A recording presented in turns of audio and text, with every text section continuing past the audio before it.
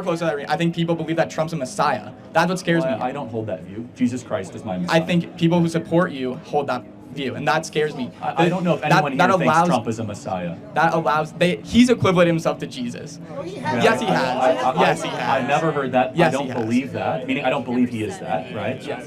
The mechanisms of a religious society is good for everybody. When somebody walks around and thinks that you were created and that you're not God, you tend to have better citizens. Your identity is yours to choose, and everything is fluid. And that's the most important rule. Nothing is set in stone. Everything is how you identify, and that's the most important thing. Don't let other people define you. Hello everyone, I have this video from Charlie where he's approached by this liberal, and the way things develop and unfold is shocking. I'll be offering my perspective as we watch. Let's jump into it. Hi there, Mr. Kirk. Thank you for being out here, and I appreciate your eagerness for an open dialogue.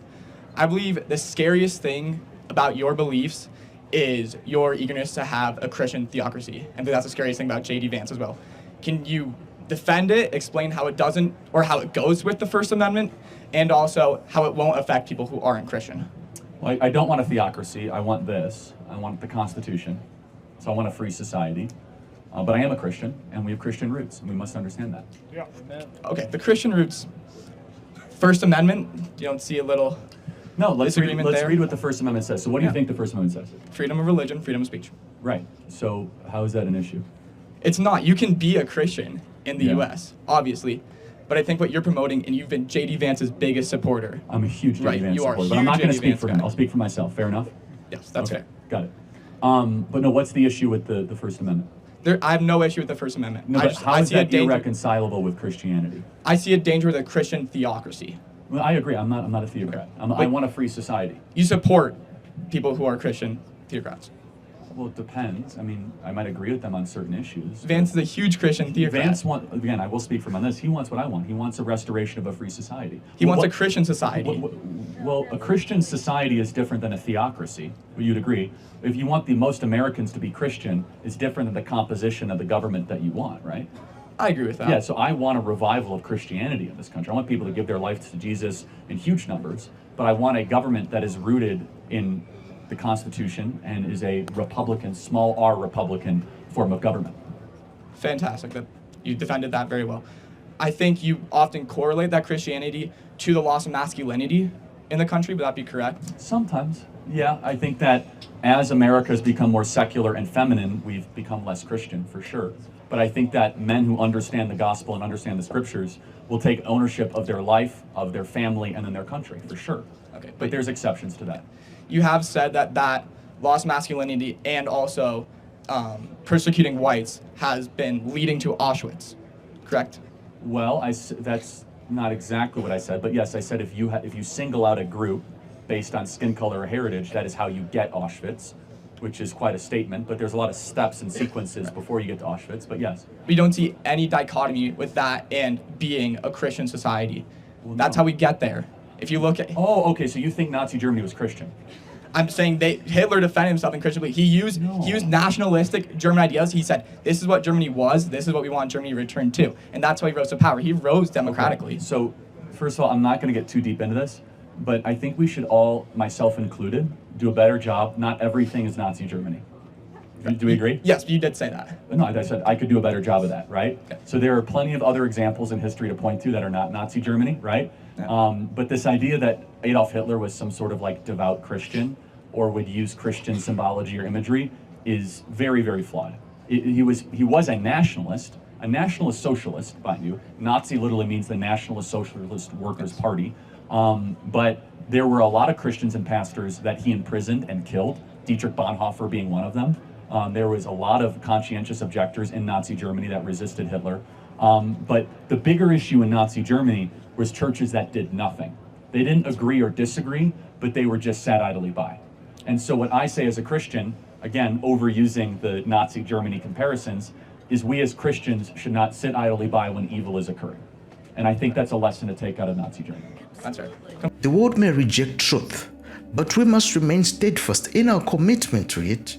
Telling the truth is not an act of hatred, no, but it's an act of courage and faith. Yes, ladies and gentlemen, we must speak truth in love, not to harm, but to bring understanding and healing and light to the darkness. Even in the face of opposition, we can trust that God is with us and He will give us the strength to stand firm, ladies and gentlemen. Amen. I think no matter how many surgeries you have or chemicals you inject, you are the gender identity you say. You don't need those kind of surgeries. You don't need medication because not everyone has access to those. And those people are just as valid. Okay.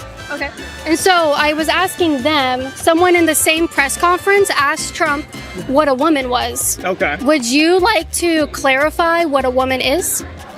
I think a woman should be what people say, what that person says. I feel like if someone says they're a woman, I don't have the right to question that. Okay. What would they be saying they are when they say they're a woman? I think just that. I think if they say they're a woman, then that's what they are. Right, but what is that? What is a woman? Yeah. I think it's just what I said, is that it's an internal emotional state. It's what you in your soul know you are. How would someone know that if we can't define it? I don't understand your question. How would someone know they're a woman if we're unable to, if it's just how we feel? Well, what do you mean it's how we feel? How do I know I feel like a woman? I think that's why community is important.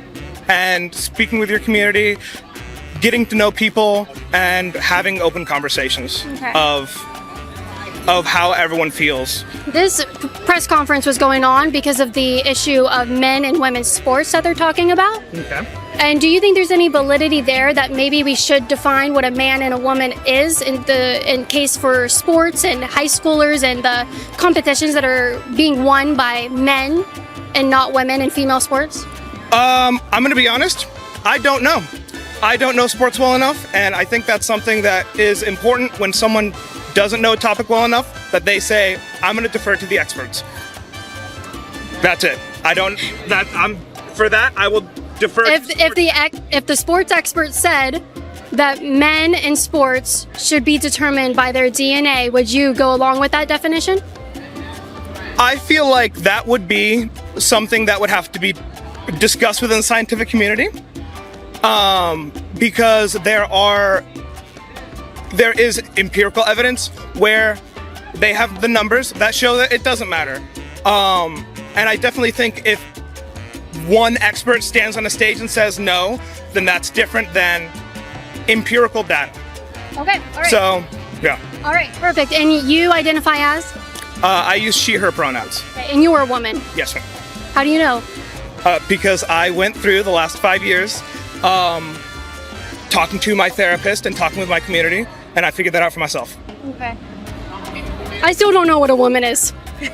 I mean, I know what I am. How do you know you're a woman? You can't tell me what a woman is. I did tell you what a woman was. No, you didn't. I mean, then you need to speak with your community and... What community? Tampa Bay.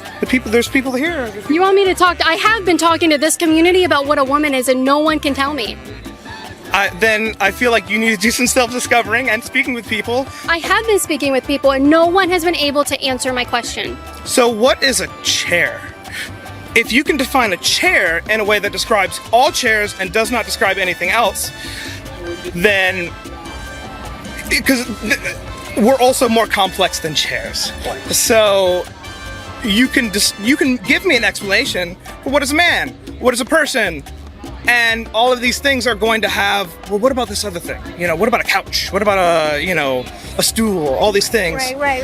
And I feel like with things like this, they're all chairs. That's the thing. But they would all be chairs. But anyway. But then someone else would disagree. Like, I don't think a couch. That's not a chair. Okay. That's a bench.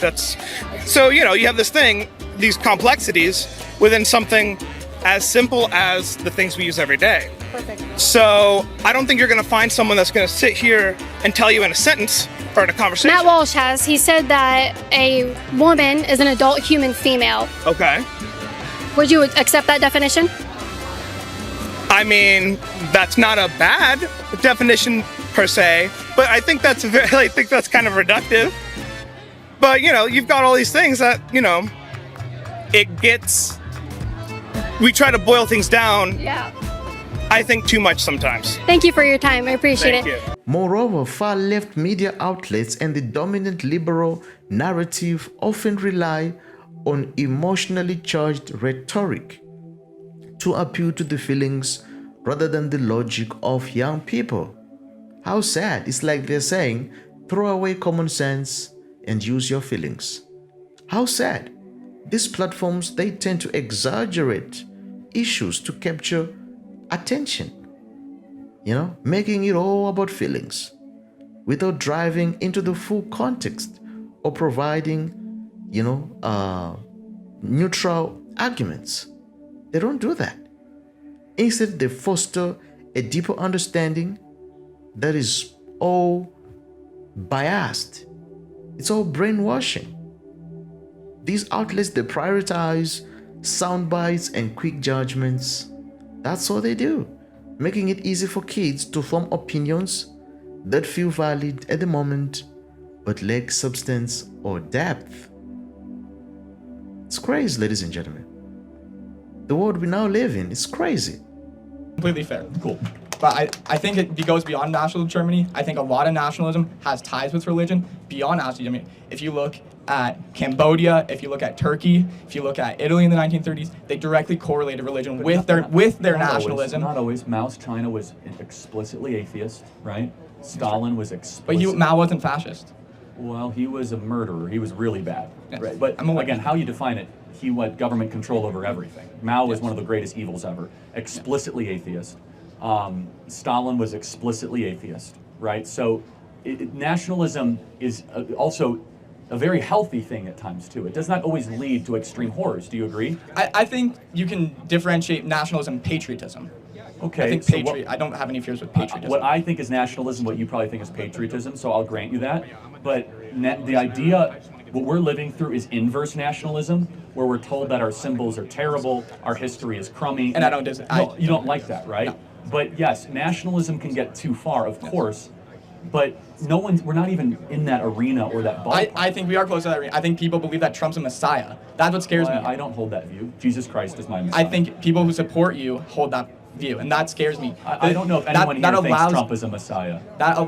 He's equivalent himself to Jesus. Yes, he has. Yes, he has. I never heard that. Yes, I don't believe that. Meaning, I don't believe he is that, right? Yes. But I think, let me ask you a question. In the current world we're in, would a nationalist movement or a globalist movement scare you more? I believe within this country, a national movement. I'm not a globalist. I know you're not. I thought we should have gone out of Afghanistan. I disagree with a lot of left policies on globalism. I think for me, as not being a Christian, I'm afraid of nationalism. I'm afraid of how that leads to removing abortion rights. I believe that how that relates to only allowing immigrants who are Christian. That's my greatest fear. Do you see and do you acknowledge that the inheritance of this great country was largely built by Christians? The majority of the people in the country were Christians. That doesn't mean we are. Do you think it has anything to do with why the country was great? Oh, I'm not going to get trapped here. I'm not going to let myself. Well, it's not a trap. I'm just like, no. Because it was a great country and most of the country was Christian. Are those two things two separate data points, or is there any reason why those two things were both true? I think there's a link, but I think there's plenty of immigrants who were not Christian. I think Jewish people, I think immigrants of all countries. Yeah. Just because you have the majority of Christians in the country, in America being a great country, doesn't mean that they're inextricably linked. Let's take the Christian element out of it. Yeah. Let's just say the majority of the country was religious. Do you think the country was better when most of the country was religious and going to a church, a religious service, believed that there was a God, that they believed that there was something higher than them, that there was something holding them accountable? Do you think the country was better then? Depends who you were in the country. If you were a slave, if you were an immigrant, if you're a person who wasn't Christian being persecuted, I would say no. 1980s. We didn't have slaves in the 1980s. No, we did not have slaves in that. Right, you're bringing up the moral majority. Yeah, so like the 1980s, which objectively, there's this whole movement to bring back the 80s, right? Yeah. Was the country, was there anything to the point, I'm asking for a reason, when more people believed in God? I don't think it was believing in God. I think it was we were just less polarized as a people in the 80s. Yeah, so of course, you know my belief. My belief is that when a country becomes less religious, more secular, something fills that void. And that void right now is leftism.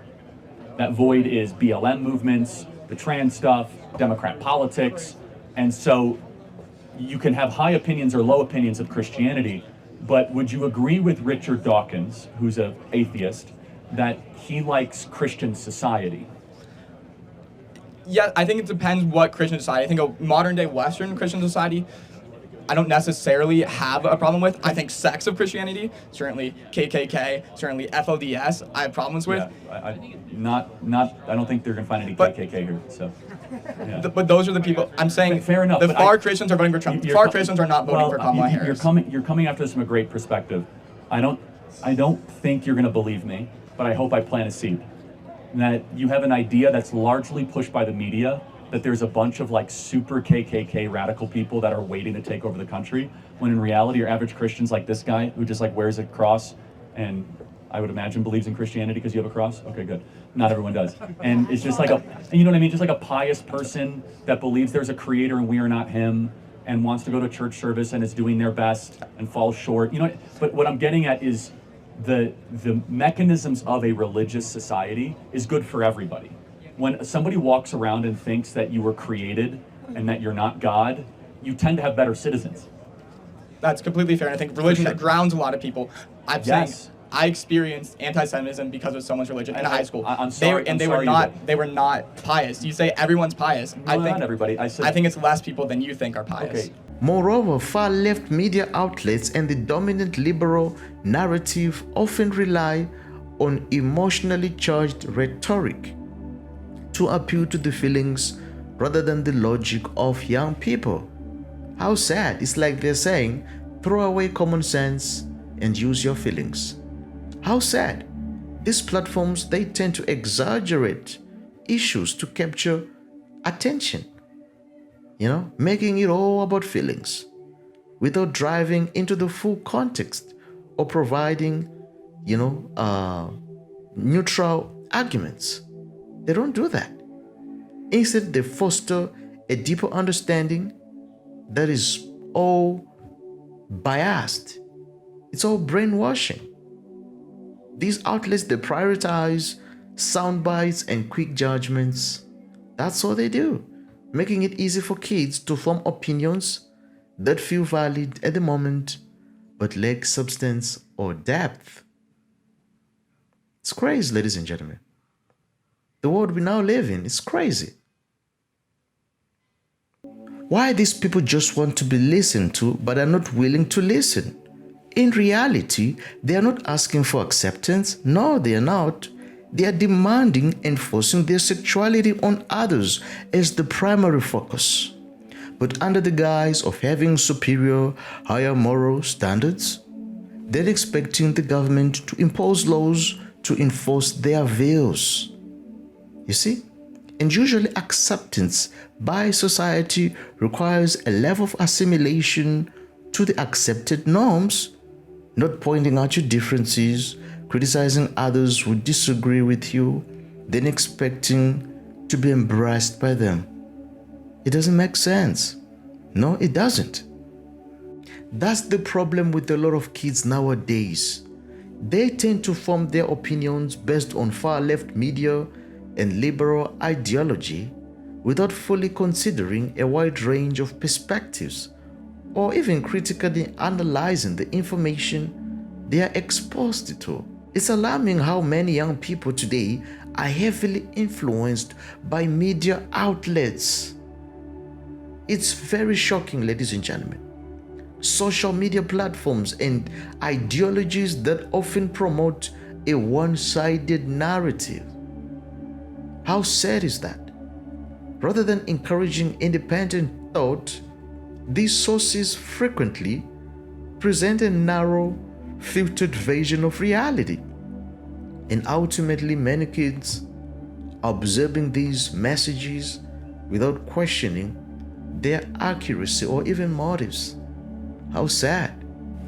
In summary, preaching the gospel of Jesus Christ is an incredibly worthwhile mission. It brings about transformation, fosters love, justice, hope, truth, and fulfills God's divine command. It grants eternal significance and deep joy to those who embrace it. Ultimately, it is the greatest gift we can offer in bringing lasting change for individuals and communities alike, and also reflecting God's love and purpose for the world. So, in conclusion, if you enjoyed this video, be sure to click on the next one, and also don't forget to like, to comment, and to subscribe. I'll see you again next time. Bye bye for now.